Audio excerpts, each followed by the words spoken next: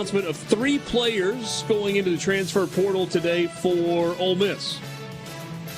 This does not mean necessarily that they are gone. It means that they have put their name in and they are considering leaving. Sometimes that is a bargaining chip. Sometimes it is actually a genuine desire to go somewhere else. We will see how these things play out. There are 2 names that you're like, and then there's one name where you go, Elijah Sabatini, Marcavius Brown, Ty Malone. Tywan Malone is obviously the one that has garnered the most attention. He was a top 100 recruit in the 2021 class. He has been a 2-sport guy. He is loved by his teammates. Just seemingly a really good dude. But he hasn't done anything on the field in either sport.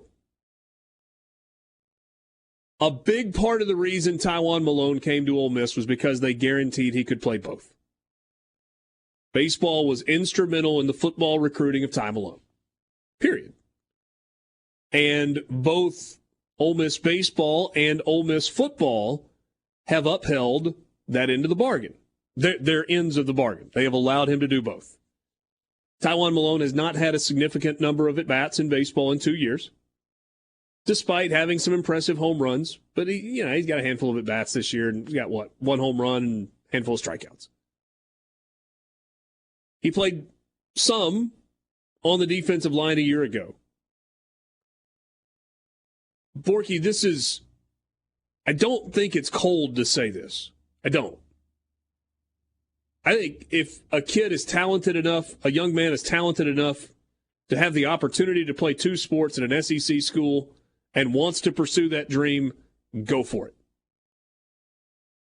But you have to be the most unique of unique to just be adequate at both sports. And you have to be a flat-out unicorn to excel in 2 sports in today's college athletics environment. We're not talking about Don Kessinger, 2-sport All-American in basketball and baseball. We're not talking about Jake Gibbs lettering in 2 or 3 sports at the college level. We're talking about today defensive linemen and playing in the SEC. And that's part of it too, right? It's not like a pitcher playing quarterback. There's not as difficult of a transition. Jameis Winston he pitched at Florida State. You're still throwing a ball, right? It's different, but it's not that much of a deviation. When you're on the football field with Malone, it's hitting, it's playing first base, and if you spend the entire fall not hitting and playing first base when other guys are at an SEC program, it's hard to see the field. I've got 2 questions. One is, what is he looking for? Is he looking to continue to play both, just somewhere that you would have the chance? Because it wasn't going to happen at Ole Miss in terms of actually getting real playing time, really playing, doing both. So is that the desire? And hey, I do think we need to add this too, right? I mean, sometimes when you have guys that do this, John Rice Plumlee is an example. Now, I want to go back to John Rice Plumlee because a couple of you have brought his name up, and I think you're kind of making my point. John Rice Plumlee ran himself ragged, and still is, going back and forth between the 2 schools to basically miss the 2 sports, to basically miss no practice. John Rice Plumlee is expected to be the starting quarterback for UCF and has been pretty close to a full participant in UCF spring football while starting in the outfield for the baseball team and being at basically every practice. Ty Malone hasn't done that. Ty Malone is not playing in baseball, at least not much, and he participated in 1 practice in spring football. 1.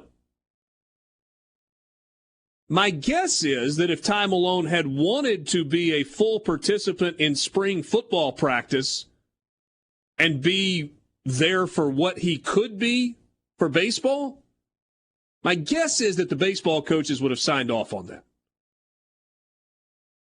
As it was, because they want to keep him on the roster, the football coaches who agreed to let him play baseball didn't exactly push back a whole lot on, yeah, he's sticking with baseball, even though he's got a dozen at-bats on the season. I hadn't even pulled up a stat sheet to see exactly how many at-bats he's got. It's not many. And so your question is a really valid one. What's he want? I asked Pete Golding about him last Friday, and he was like, really excited about coaching him in terms of potential and talent. He might be at the top of the list. Hadn't seen him. That's a problem.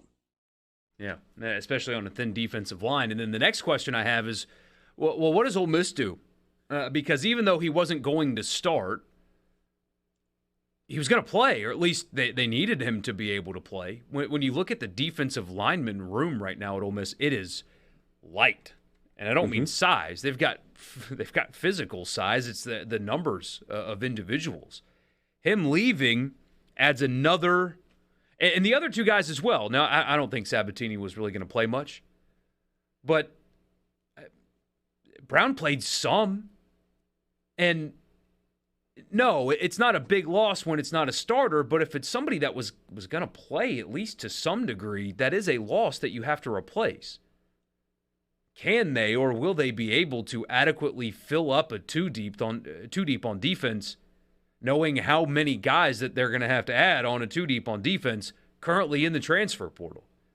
You know, doubting Lane Kiffin's ability to add players via transfer portal is silly considering the track record, but here they are again needing defensive line, linebacker, and secondary help out of the portal. Yeah. And it is April 19th. Yeah, portal's been open, 2 days, 3 days, something like that? Something like that. And it'll be open for a couple of weeks. I mean, you got to do work in a hurry. And again, it's guys have to be entered into the transfer portal by the date it closes. They don't have to make a decision by the date the portal closes. The John Rice Plumlee thing, I thought that was a great example. He worked really, really hard at doing both. But my point was you have to be really good, exceptional, to be adequate at both sports. That's what he was at Ole Miss.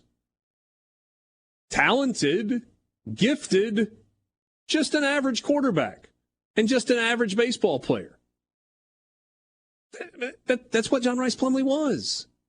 He's gone to UCF, and he's been a slightly above average baseball player and a slightly above average quarterback. And it's a cool story. That's a place where you can accomplish it. We'll be back.